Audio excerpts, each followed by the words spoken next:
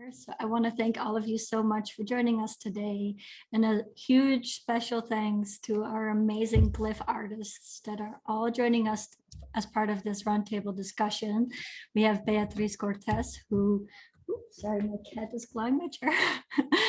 We have Beatriz Cortez, who invited all 5 of these amazing artists to be part of her residency here at Lux. And it's been absolutely incredible. We are joined by Tedeschi, Rafa Esparza, Kang Seung Lee, Pavithra Prasad, and Candice Lin. Thank you all so much for joining us. So each of these artists has come to Lux in the last 2 months and stayed with us and contributed a piece. Each of them will give a short introduction to what they did, and then afterwards we'll open it up to a really nice roundtable conversation. So if you do have questions for the artists, just put them in the Q&A and we can open it up to your questions as well. So while this week is officially our last week of this residency, this exhibition is going to be up through the spring. So you will have a lot more opportunities to see the work and the exhibition in its entirety, as it's been changing over the last 2 months. People that have come before might have been able to see 1 or 2 or 3 works. Now all 6 artists have their works up. So we are very excited. So come and see the exhibition. It's been really amazing to watch the artists transform the space, coming together with their own voices, their own stories, and really connecting across time and transforming the mountain with each visit. So when you come to visit, we'll have a map available, which has more information about each of the pieces as well as where they're located. And what is really amazing is that there is really this interdimensional experience that is ever changing. That's part of this residency and this exhibition. So for example, for Candice's work, the community is invited to add their own coins to her piece, to leave their ills, to leave their wishes. And then for Kang and Pavi, their work is partly online. So there is again this like interdimensional experience that as you're walking across the campus, you get to experience the work on a lot of different platforms. And those videos will be available through QR codes as well as online. And then we have Beatriz, Christian, Rafa, and Kang's work that will eventually be claimed by the mountain. Nature is taking a hold of it and changing it, which has been so incredible to have seen and to continue to see how these works are changing and getting reclaimed. So very exciting, ever-changing exhibition. Come check it out. While we have our other exhibitions happening as well. So just as a side note, we are currently still updating our gallery guide with the most recent pieces. So currently we don't have the most up-to-date version, but if you have questions, just ask our visitor services team. They are awesome. They can help you find the works, answer your questions that you have about the works, or listen to today's episode and get to hear more from the artists themselves. So I want to thank all of you so much for being here, and I'm going to hand over the mic to Beatriz. Thank you so much, Isha. It's so amazing to be here together, all of us. I think it's really important to say that we haven't really been able to be in the same space because of the pandemic. And so we have really collaborated across time and space for this show, but never really been able to be in the same location at the same time. And so it has been really important for me to know that each of the artists is willing to collaborate, even though we're not seeing each other, we're not having these conversations in person, and to jump into this adventure. And I want to thank each of you for that, because it has been a great gift for me and for many people, a way to get out of the pandemic, really, for me. And so I wanted to talk a little bit about that. The idea behind the exhibition was all about movement, about how the planet and the universe and everything is in motion and nothing is static, and identities are not static. Who we are, who we think we are, where we think we are, nothing is static. The landscape is constantly changing. in front of us, and the continents are moving and the earth is um, fluid. And so those ideas, talking with Rafa was like, you have to read this article, and sent me the article that we linked to the show. And we thought together about calling it this glyph that also brings in the question of language. And then there's also this idea that motion not only is about um, everything being constantly changing, but also how things are changing in different spaces that we don't see, like our own bodies, with Candice's work about ills, or like under the earth, like when in Kang's piece, which is really invisible to humans. We know it's powerful, it's there, and we can feel it and we can sense it, but we can't see everything that's under the ground. The same with Pavi about sound and how sound evokes other spaces. And with Rafa, Christian and I, thinking about being part of this changing landscape. And so I was fascinated by the works that each of you had been making and I had been seeing, and I was so excited about putting together this show. So I just want to thank each one of the artists for all their contributions that made this conversation so amazing. The conversation between our works, and to say hello, and that I'm so happy to see you in person. And I wanted to share some slides that really, what I wanted to share with you all are slides about how I about the work that I placed in the space, but also about how the pandemic ended for me in some ways. At least the pandemic hasn't ended, but my isolation ended at the moment when I went to the residency, and having to get out of my place to install, etc. And so the work which I had made for Rockefeller Center was inspired by those glacial erratics that were moved by the planet to Manhattan millions of years ago. And then I was imagining placing this rock in Rockefeller Center, but this whole thing was before the pandemic. And so making the work, I was like super excited about it. Getting together a team of amazing people working with me, etc. And then we had to take everything apart. The place where I was working shut down. I had to put together a new studio in the middle of making the piece, take the momentum away and put everything away was really difficult. And so, but it also brought me to my new studio and to this really warm space where we always speak in Spanish, and we always are there creating works at all times of the day.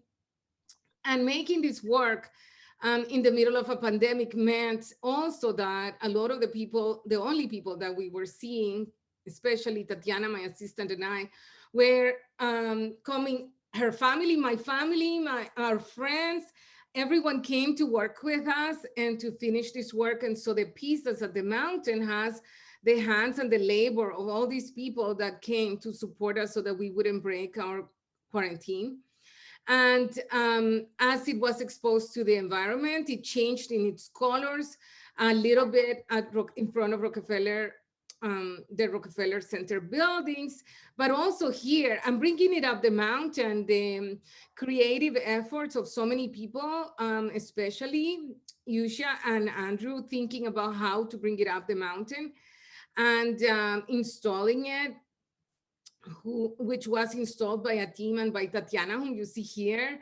And then seeing the space, getting there for me was really important because it allowed me to then once again walk in nature, go for hikes, have conversations with lots of people. I had so many visitors, and the space is really perfect for gathering because you can gather outdoors and be far away and keep your distance. And so it was really healing for me to be there in the morning, in the afternoon, see the light, see the rain, see the moon, get all these visitors that I hadn't seen for more than a year.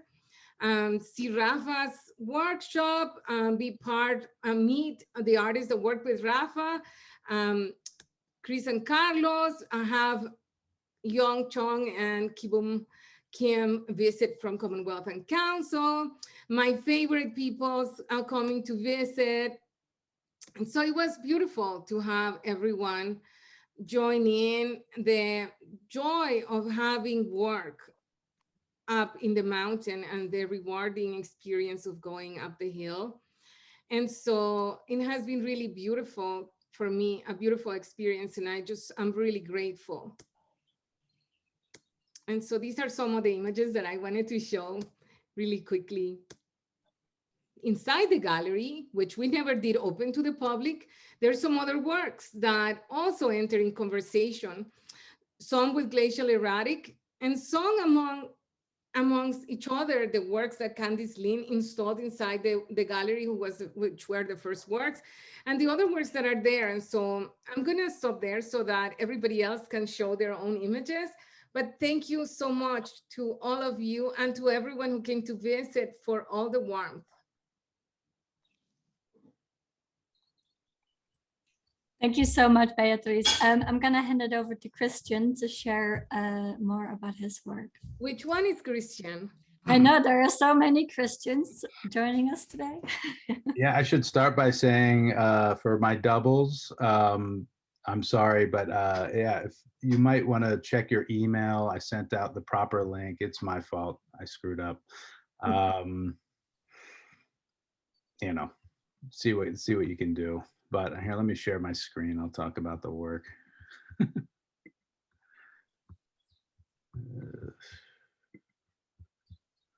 All right, everyone see that?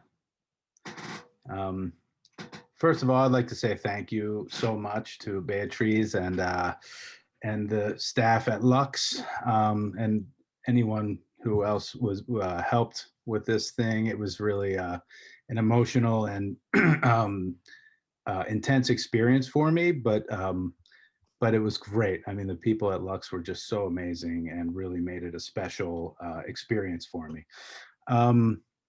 So I live in the outskirts of Los Angeles, in the mountains, in the foothills of the mountains there, the San Gabriels and Sunland, Tujunga in the valley.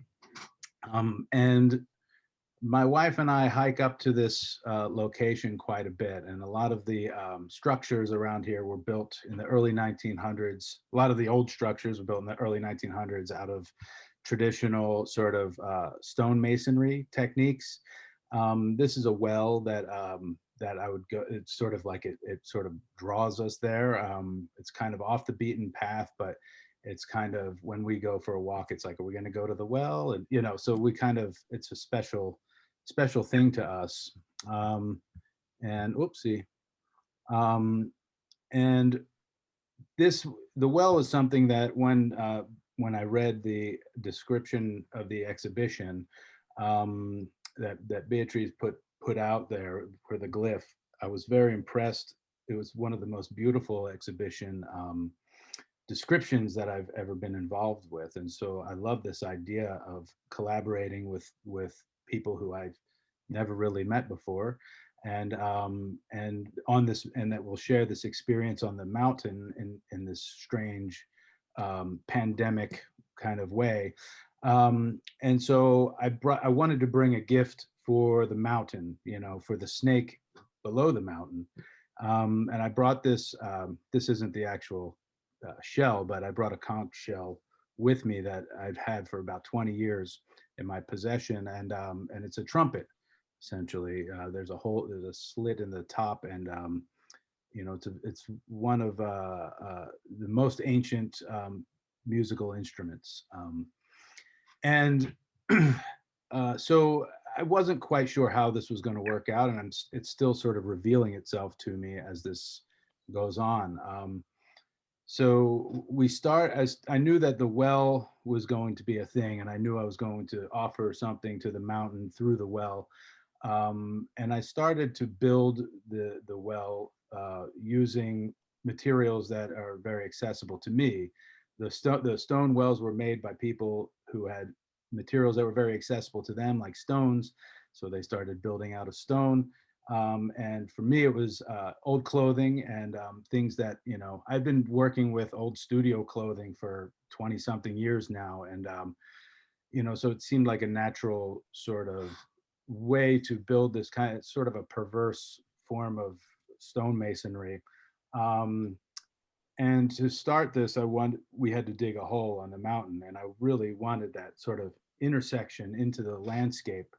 It was a very critical part of it. And this is my friend Brian Dario who came to help. Once I started digging, I realized that it wasn't going to give it up easy. The mountain was not going to, you know, be bored out like that. And so the material was a very dense clay and sandstone combination. And it was not, it took several days. And there's Hyusha. It couldn't have been done without Hyusha. She was small enough to get inside the hole, which is a tapered hole. And she was, I mean, she worked just as hard as I did on this, and was down there every day with me. And you know, it was a really amazing experience. Like I kept saying, my God, you know, the staff here is just going above and beyond. I've never worked with an institution like this, and so I was very impressed with the level of dedication to the work and the openness to the ideas. Um, so the stones, like I said, were made out of old clothing, and you know, I use you know, old clothes like cotton clothes and things with resin to sort of lay the stones. Um, and it was sort of made separately from the actual aluminum shaft that sort of lines the interior of the well. Um, let me see. The site was definitely important. I built this for this site, for the Glyph exhibition. This was definitely something that was very that was weighing on my mind. That the description was really something that was that kind of, I mean, it was, I really wanted to feel that when I went there to do the residency. I really wanted to believe this to believe the Glyph and to believe that it was happening. And so while it was happening, I discovered that my father was dying. And so digging this hole seemed very significant, and using the conch shell felt very significant because of its sort of historical context, but also this idea of this spiral in time. And I knew that eventually whatever I put down there would be slowly swallowed by the earth. It would slowly kind of, like right now it's filled with water, right? The water will evaporate, but slowly, I don't know how many thousands of years, but maybe it'll be spit back out into the Pacific, but which is, you know, it's from the Caribbean originally. So then bringing it here, maybe someone will find this ancient horn someday and be able to blow through it. So yeah, here's water. You could see the water sort of building in and filling up the hole here.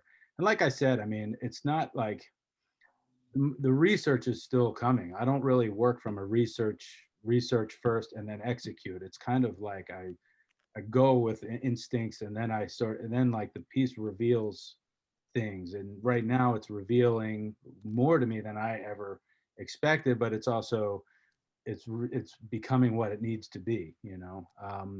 And I knew certain material things. I knew that, you know, that I wanted it to be magical. I wanted it to be something that is important. I wanted it to be an offering, a votive, something like that. And I definitely was excited about the snake slowly kind of taking this. So in many ways, this work is about digestion more than anything.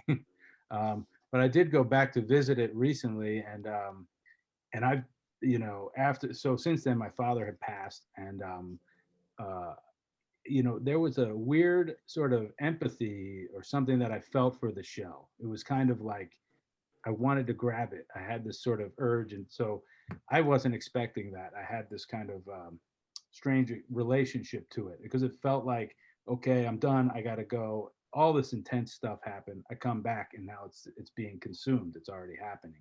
Um, so I just want to thank everybody at Lux. Why do I have all these images? I don't know. It keeps repeating.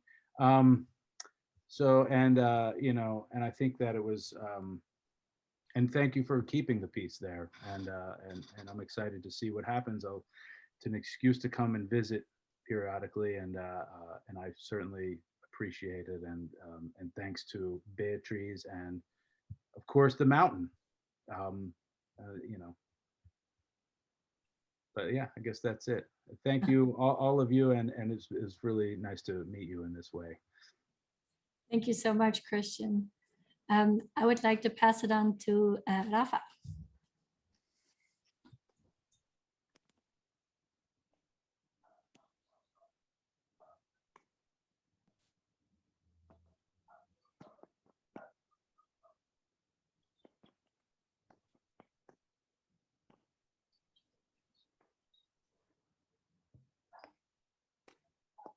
First. Okay.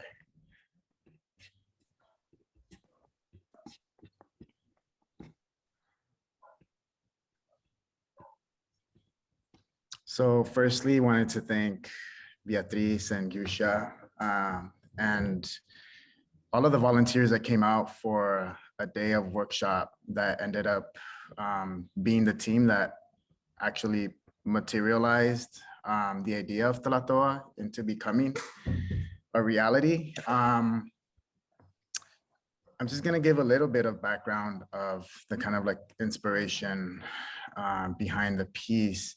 Talatoa is a Nahuatl speech scroll. Speech scrolls can be found in historical documents around the world, functioning in very different ways. Some speech scrolls in European contexts are like drawn out scrolls with actual text written on them, and they're traditionally found in front of a portrait or a representation of someone who's like speaking this text.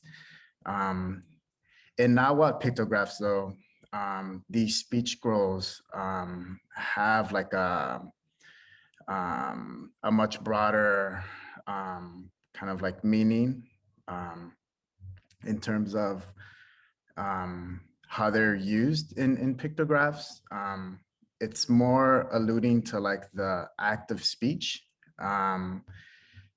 They can refer to like a person who's speaking, but it's also a lot more broader. And in terms of like how I approach research, or the idea of research, they become even more speculative in terms of like how they can exist in how we think about them.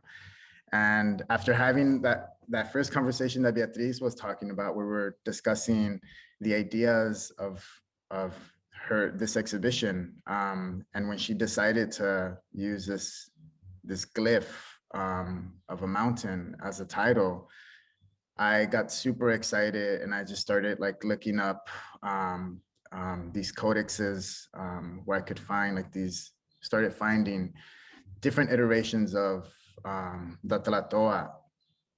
And this one in particular really spoke to me, and I feel like it was also just serendipitous in how like the speech scrolls that you see coming out from the mountain glyph on the right side of this codex was, and how I was interpreting like this idea was like, it just felt like so kind of like pre-written, you know. It felt like this somehow this idea was inscribed in this codex that was made like hundreds of years ago, and I wanted to help I don't know, create this this conversation between land and sky. And so that's the impetus for, I think, the idea. But I think what was really beautiful for me in this project was like seeing a peer kind of like bring the kind of context for conversations and for these kind of like visual explorations into existence that always feel kind of like laborious and arduous to produce in traditional arts contexts. And so much of it felt really easy and welcoming, and hardships due to COVID and to like just like other things that happened in life. But what was really beautiful is like the kinds of conversations that start to have with the team that I was working with, Chris Juarez and Carlos Agredano, who have been working with me in the studio to help make other objects and other projects a reality. But they really become like the sort of the people that make the mold and that come with me to Lux to help make Tlatoa a reality. I got injured a few weeks before the installation of this. And after having conversations with them, I was like, this is, how could this become our piece? And so the conversations that we start to have on working in this piece, kind of, I start to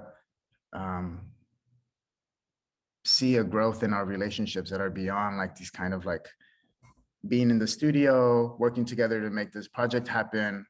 We start to like share meals together, these kind of like interpersonal experiences that are very part of like how I work with Adobe, kind of like start to reinstate themselves in this process and in this project. And it's surprising to me because I've been kind of like working with Adobe on a smaller scale, on a one-to-one. And it was really beautiful to kind of like have this community begin to gather around how this piece eventually came together. So we transported this mold that Carlos and Chris made in Los Angeles to the Lux Art Institute in San Diego. And Beatriz and Yusha organized this incredible team of like volunteers that came and worked with us for an entire afternoon. We mixed all of the adobe on site and transported it into the mold with buckets, and then let it bake over the course of a couple of weeks. I came back earlier this week to remove the mold and to seal it with cal, lime, which is like what's traditionally used to seal adobe dwellings. And then I also painted the top portion of the glyph with like a white primer seal.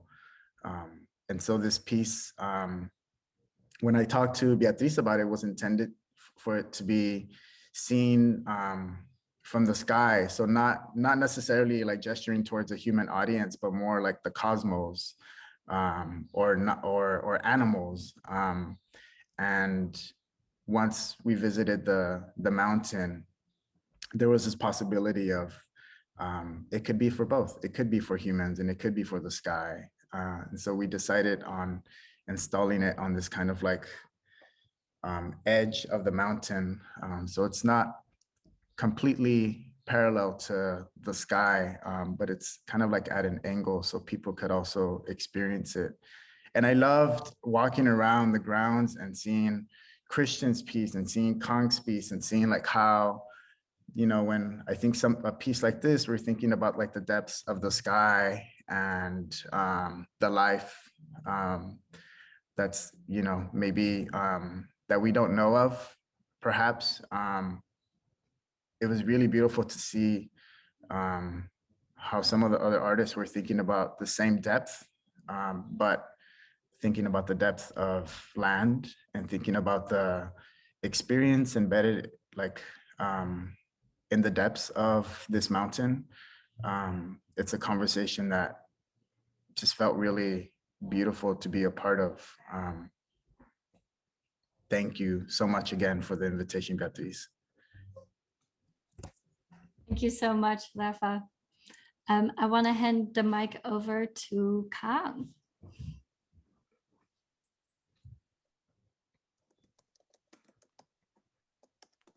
Hi, thanks, Husha, for the beautiful introduction, and thanks, Beatriz, for inviting me to this project, where I also share the space with a group of amazing artists who I admire and whose work had been a great inspiration for me. This was this untitled installation that I made for Lux, and I contributed to the show, and an installation view from when it was temporarily installed in the gallery at Lux before I buried them outdoor during my residency.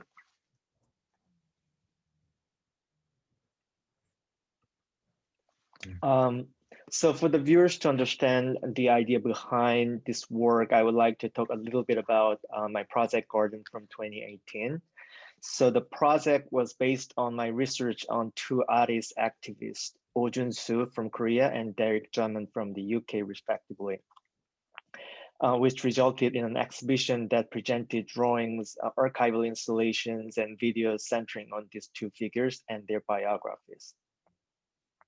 So Oh Jun-soo was born in 1964 in Korea and died from AIDS-related complications in 1998. And he was an activist who was part of 친구 사이, which was one of the first gay rights groups in Korea. He was also one of the first openly gay activists who was open about their HIV status in his lifetime in Korea. In 2017, I was also invited to stay at Prospect Cottage, also known as Derek Drummond's Garden in Dungeness, England. The invitation came from Keith Collins, who was Derek Drummond's partner, who had taken care of the cottage and the garden since Derek died of AIDS in 1994. As many of you know, they had moved to the cottage right after Derek was diagnosed HIV positive in the late 1980s. So in this video installation titled Garden, I go back and forth between locations in Seoul, South Korea, and Dungeness in England. So the videos are basically documentation of my performance acts that are several burials of graphite drawings of mine on sheepskin parchment at various locations, such as Namsan Park and Tapgo Park in Seoul, that is known as previous gay cruising sites, and Prospect Cottage in Dungeness. So the burials start from digging the ground using my bare hands. Then I bury one half of the drawing and take the other half, as well as soils from the sites with me. I also move small pebbles from Seoul to Dungeness and from Dungeness to Seoul.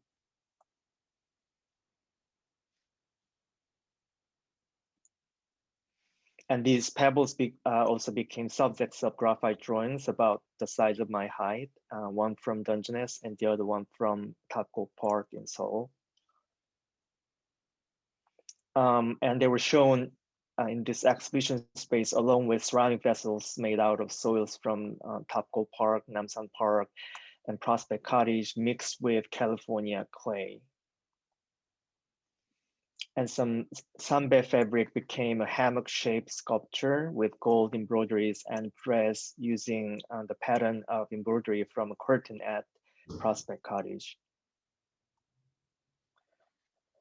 So going back to the work at Lux, some remaining materials from the previous project Garden were used to make these objects. So the ceramic pieces were made out of California clay mixed with soils from Namsan and Tapkol Park in Seoul and Prospect Cottage as well. And the lavender seeds in the vessels are from my own garden here in California that I cut and dried last year during the pandemic. Some other objects you can see are unfired squeezed clay with my finger marks and a gold thread embroidery from 2018. Also a DVD tree leaf fossil from Eocene period, which is about 33 to 45 million years ago. And also feathers from the 19th century that were found at a French milliner's workshop in Paris that were most likely from somewhere in Africa. Also an abandoned hummingbird nest from my own garden and an aluminum cast of it as well. I also included a pebble from downtown Los Angeles during last year's Black Lives Matter protest. Also aluminum cast from jacaranda tree seeds, and also a drawing that is a replica of a label that is on the back of framed photograph, which was actually a gift from the photographer Sang Guangqi to Keith Haring in the 1980s. These two artists were best friends, and both artists died from AIDS 1 month apart in 1990. I also made this a bouquet of wildflowers from the mountain of Lux. So all the objects were buried underground during my residency at Lux. And these are pictures of me making a hole in the ground. My hole was not as deep as the one for Christians, so it wasn't that hard, but it was still pretty hard. Then I placed all the objects inside the ceramic vessels and closed the lids and put the flowers on top of them, then cover them in soil. Lastly, the site was marked using one of Christian's sculptures after the burial.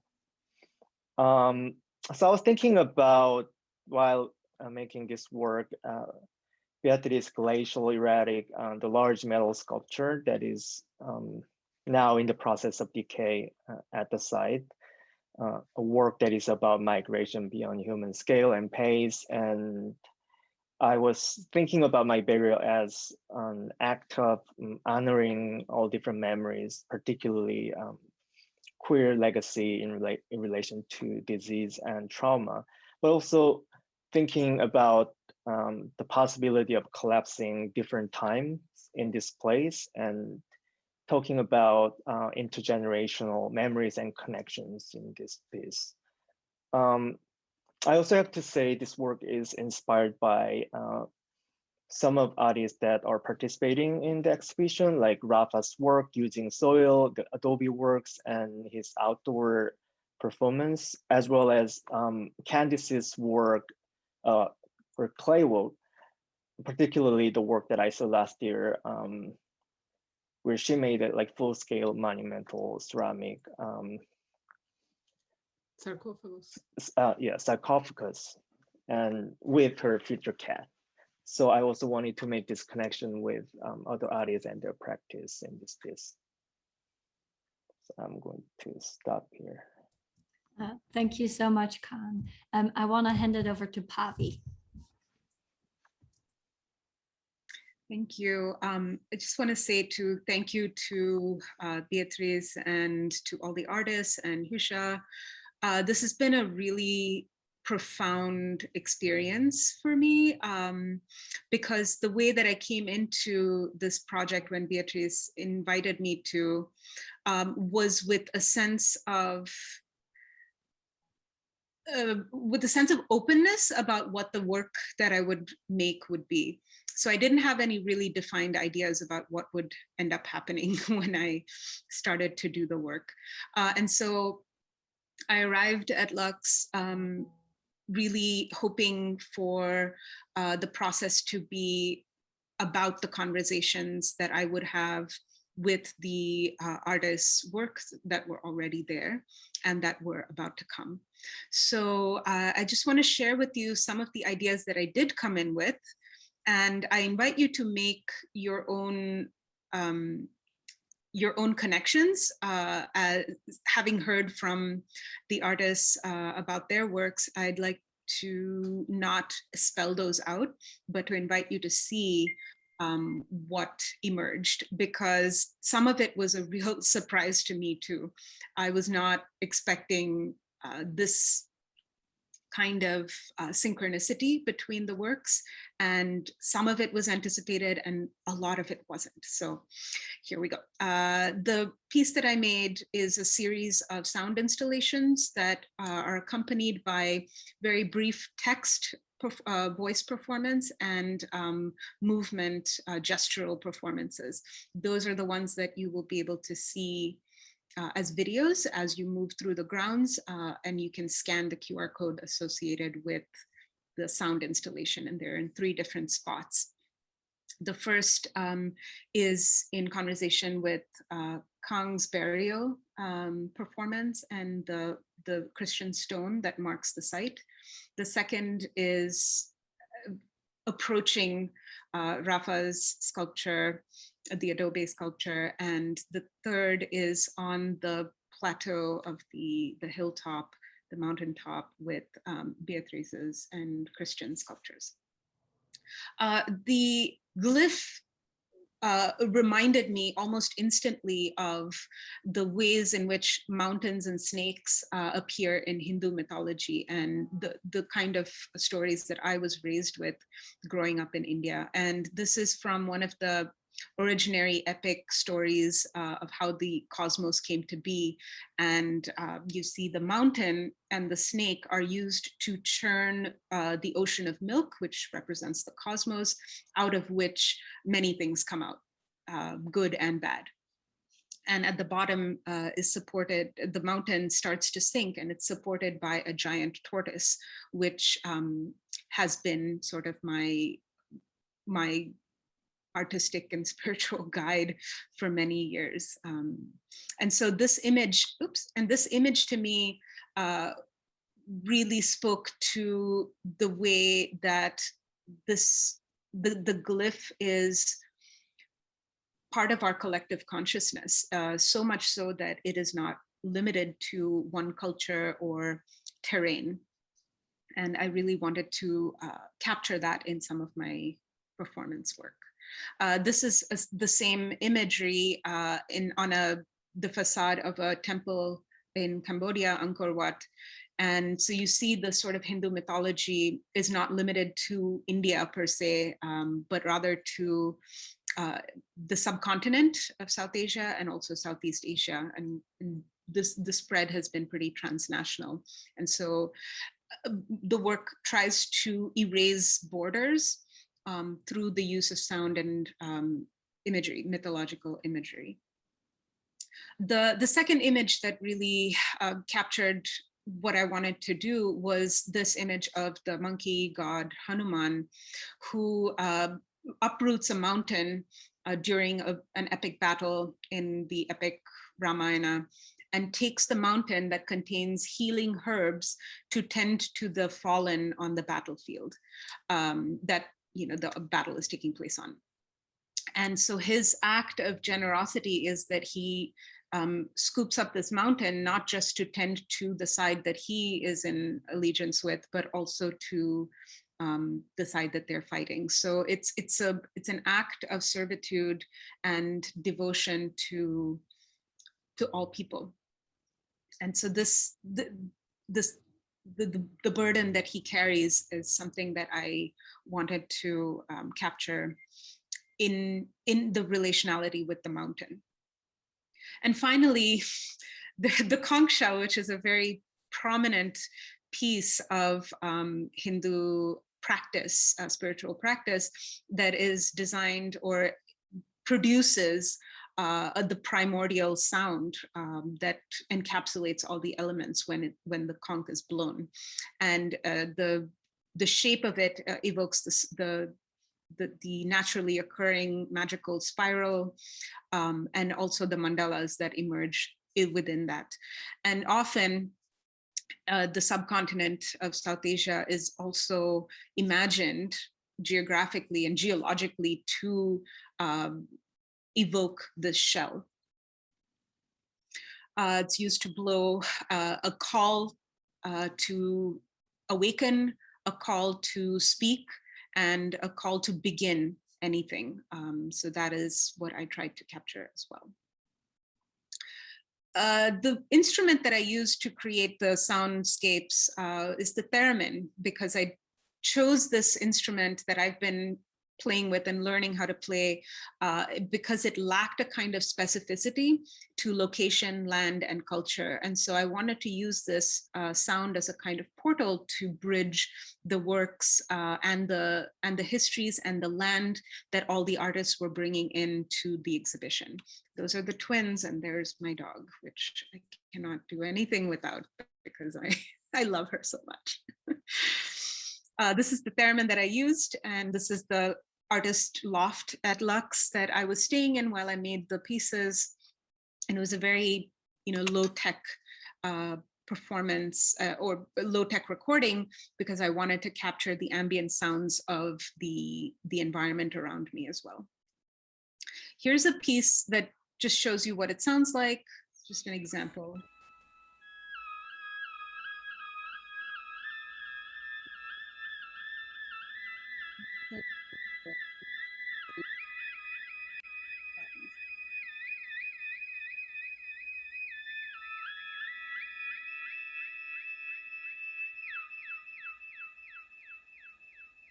I'm sorry if you couldn't hear it. I don't think I checked the right buttons when I started the share, but it essentially is an instrument that you play by manipulating the air around the antenna. So we don't really touch it, but it feels like a very cosmic instrument to me that is about movement and relationality between the body and the instrument itself. Here are some of the images from the performances that I did. This is the first one that is located in the orchard. You'll see some of the imagery evokes the pieces that I'm in conversation with: burial here, lifting, and raising of the natural environment. Here, there's movement that depicts for me what happens to language during migration and how it transforms into sounds that are both recognizable and at the same time unrecognizable. And the gesture that I end with is the blowing of the conch shell, which signals not only conclusions, but also beginnings. So this is a moment, I think, in which language becomes a sort of portal between pasts, between cultures, between experiences, and between speculative imaginaries of the future. So close up, just so you can see, I held the gesture for a while. And this evokes the churning of the ocean, which is almost a reverse of the imagery that I showed you, because as Christian described, the well is filling up with water and ultimately will hopefully spill over and give up to the earth what it has collected, similar to the churning of the ocean. And so there I am evoking that mythology and that mythography particularly. There's a kind of intimacy that I experienced with all of the sculptures and all of the works, and I felt very, very much attached. And this attachment, I think, signals the way in which we are in communion with not only the environment and nature, but also human works, even when bodies are absent. And finally, this is evoking the lifting of the mountain with the healing herbs, which I did not know at the time, but Candice's work, it seems to foreshadow the work of healing and the burden that we carry willingly when we provide care and caring labor to each other. And that's where I'll stop. Thank you. Thank you so much, Pavi. And our last artist, Candice, I'm going to hand it over to you. Wow.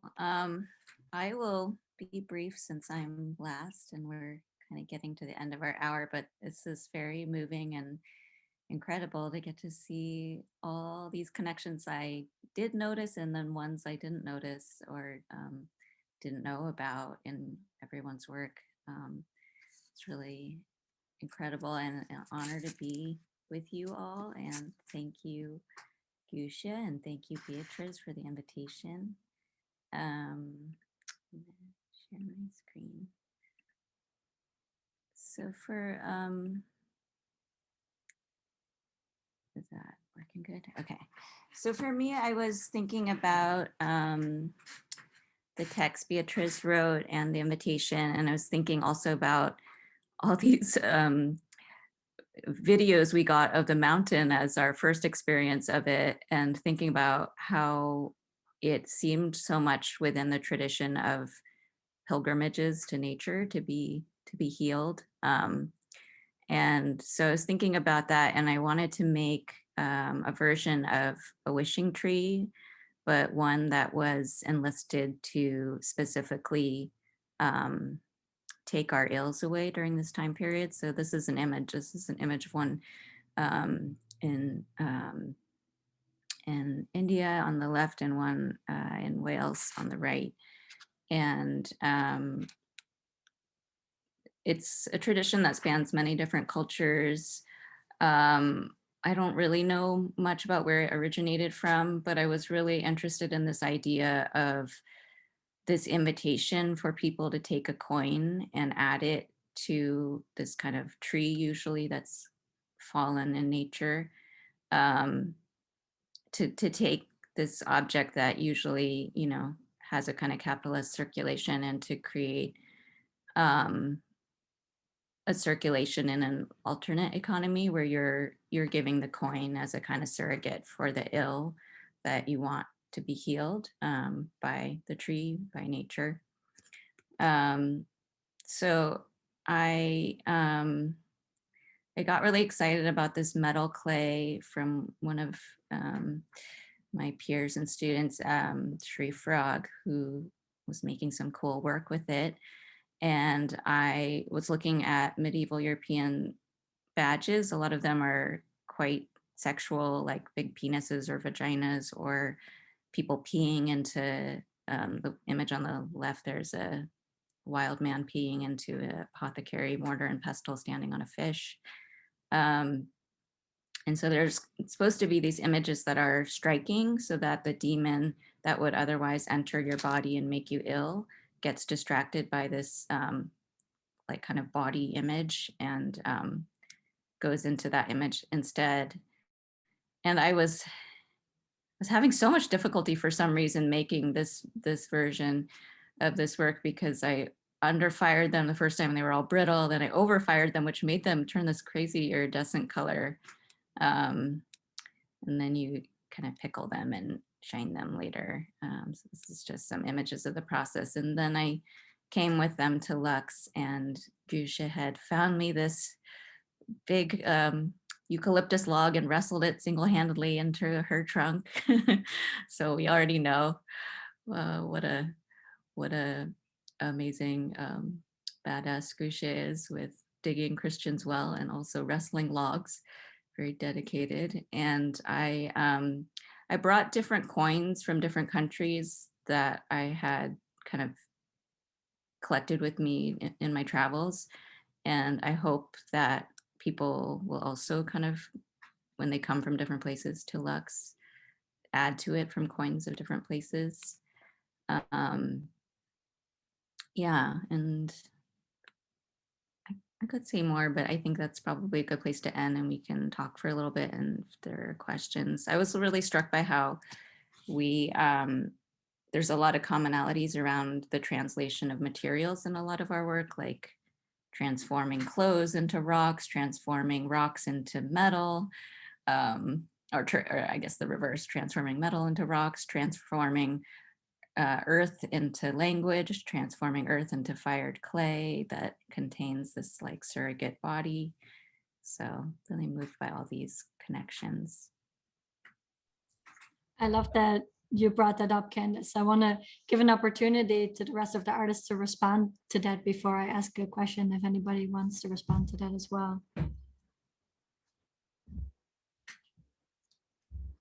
Okay, then I'm going to ask my question. So first of all, thank you all so much. That was really beautiful and such a great way to end this residency, and for the work to continue to be up at Lux and for people to experience it and, you know, understand it in these really beautiful interconnected ways. So my question is kind of centering around the idea of loss. I think a lot of you in different ways brought up the idea of loss, thinking about the loss of the voice, ancestral loss perhaps as well, but also then how the mountain functions as a source of healing for that loss and a reconnection. And I was wondering if each of you could maybe speak to that a little bit. And I know some of you already addressed it, but how did this residency and what you did kind of heal loss?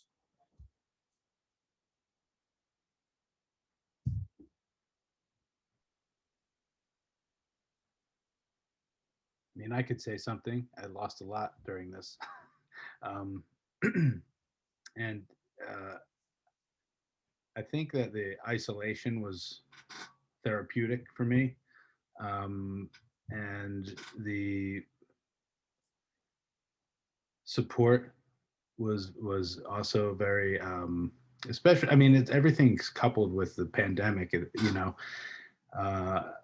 and I felt, you know, I felt like I was part of a team, you know, and so that was really nice. And that was, and at night I could just kind of walk around and just kind of lose myself out there, and so and kind of cope with things, and but it's still changing. So I think that's a process that'll keep continuing. But I think it was extremely therapeutic for me in that time of transition in my life, for sure. I don't know how else to say. I will never forget that. I'll never forget my, you know, my relationship to Lux for that. I wanted to just to shout out like the team at Lux and Beatriz for activating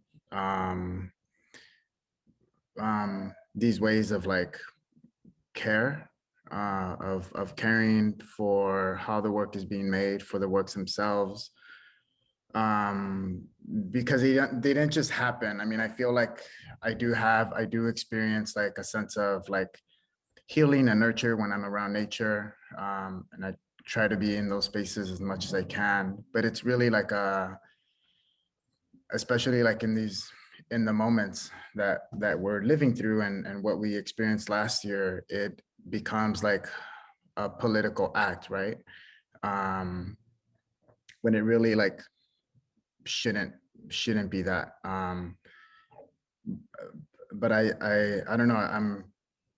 You know, one would hope that like one of the lessons or one of the things that we walk away from this pandemic is how to do things differently, like how to pivot towards like people's needs as opposed to like returning to like the run of the mill. And so I appreciate you, like Beatriz, for like organizing a team around like yeah, helping make like this work come into being. You know, I literally couldn't like I couldn't do any lifting. And it's like hard to see like other people like help you make your work when you're so used to like being so like immersed in the process.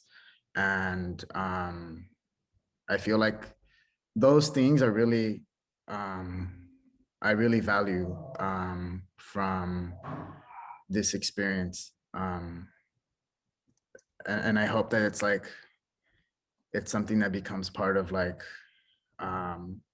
that's maybe like how Lux has functioned, and hopefully it becomes like part of how Lux functions, like continues to function, so that it really becomes like, I don't know, it feels like it's a small step towards like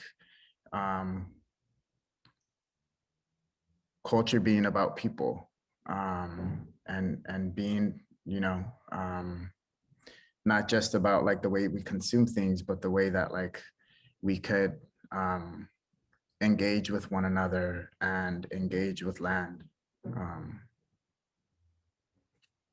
Thank you.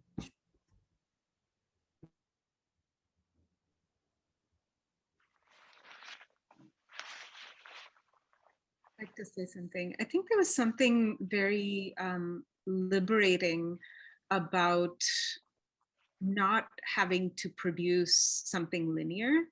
And I think that's what this collaboration engendered. Like, none of us really knew what the other was doing. So there wasn't a sort of discipline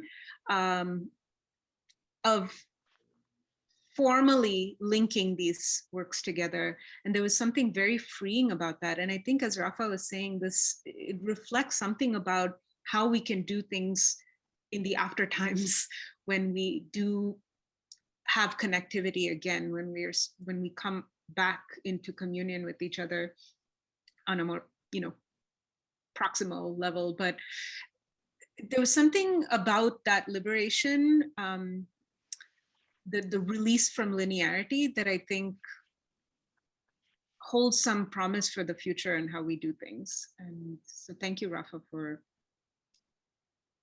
orienting us towards that. I wanted to add lots of things, but I'm gonna try to be very brief.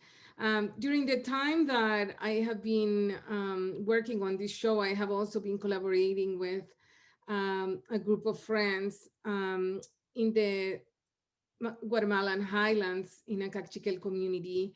I'm part of the group Cajay, and they speak about how every object has sort of like a soul, a kush that is there. It's the object's agency, and the objects are powerful. And I thought a lot about that, about how powerful each one of the pieces is and almost glows in the dark in the mountain.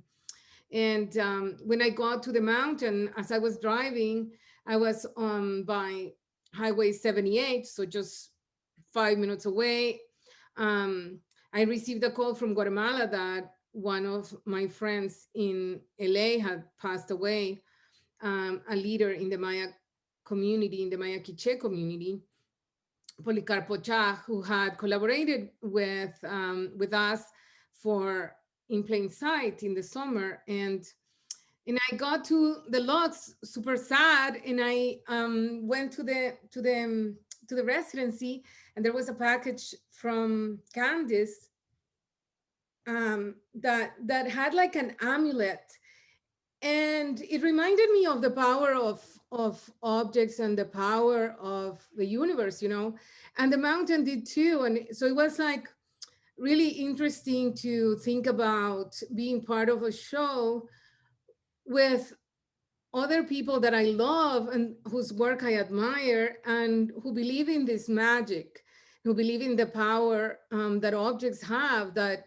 doesn't really belong to us. We can make these objects, but this power comes from elsewhere, and it comes from lots of different places, and it comes from lots of different cultures, and it connects in ways that we cannot even begin to explain. And so that was like super beautiful for me. And I saw that even, you know, as Rafa saying, oh, these people came to help me, but all these people who came to help built this work in Adobe also felt that magic and said so. And they said how healing it was. And this was the best day that I've had in San Diego for a long time, and things like that, you know, because people not only got out of their quarantine, but went to a mountain to make Adobe when they got out of the quarantine, and went to experience collective labor when they got out of the quarantine. And so all those things have been healing, and I think it has been really magical. And so I always felt like protected with the power of Candice's objects, and thought a lot about that, and thought, wow, you know, this is amazing because Candice hasn't been here yet, but there's like this intense energy that of Candice's objects here that you know, when I got to the gallery, it was only Candice's objects and Christian's objects, and it had that intensity for both of them. So that's what I wanted to say, and really thank you all, and thank you Yusha, and thank you Andrew. Thank you so much. I have another question, unless somebody would like to say something more. So my other question is about time, and I know that all of you have talked about that a little bit in different ways, and I think this residency thinks a lot about time, and especially from a different perspective, a non-linearity, thinking about ancient time with contemporary time, and this almost like the mountains functions as portals, as a non-linear portal into this time. So I'm really curious how each of you addressed that in your work or in the work beyond your residency as well.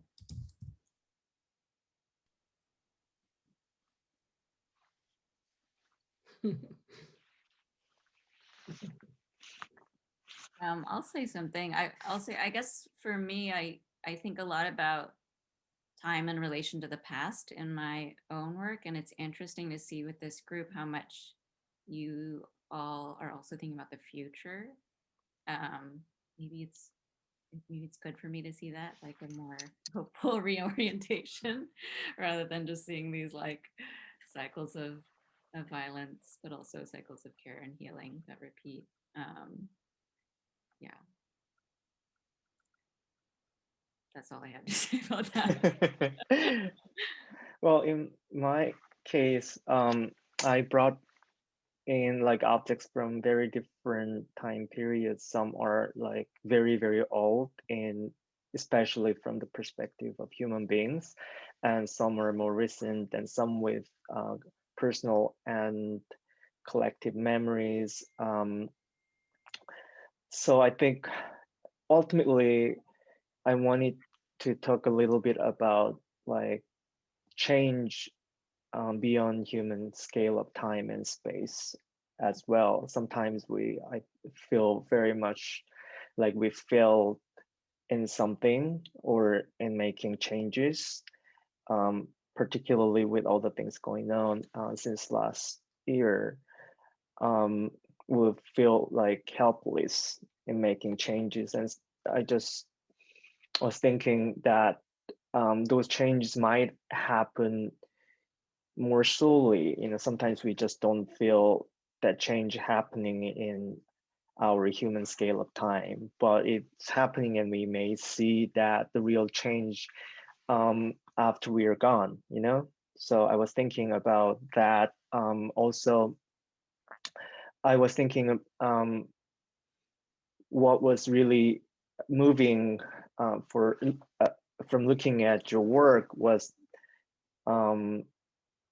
how we did not actually have this connection, personal connection to this place before coming to Lux, but then somehow we were able to transform this place as a place with memories, our own memories, our collective memories, as well as like memories coming from all different parts of the world. So I just wanted to address that. Thank you. I think that's so beautiful, Colin. You know, this, because it's so true. All of you had either never been to Lux before, probably not even heard of us, but you created this really beautiful moment of healing. I think not just for each other, but for our community too. You know, the stories that I'm hearing from everybody that has been able to come here, which with COVID, everybody's been at home. So this moment where people got to come out and heal with you at Lux and create this really special connection. Thanks to all of you and Beatriz. So thank you all so much. I want to open it up too if anybody has a last statement. I know we went over time a little bit, but also if anybody from the public has a question as well. But does anybody have a last thought they would like to share?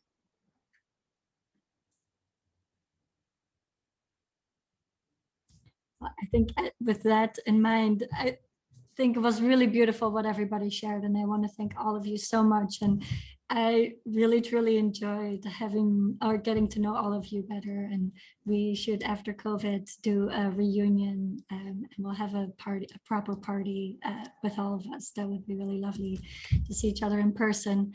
And everybody, thank you for joining us today for On Air. And come check out the exhibition in person. It will be up through the spring, so plenty of opportunities to come check it out. And I want to wish everybody a wonderful rest of your day, and thank you. Thank you all so much. Love you all. Bye. Thank you so much.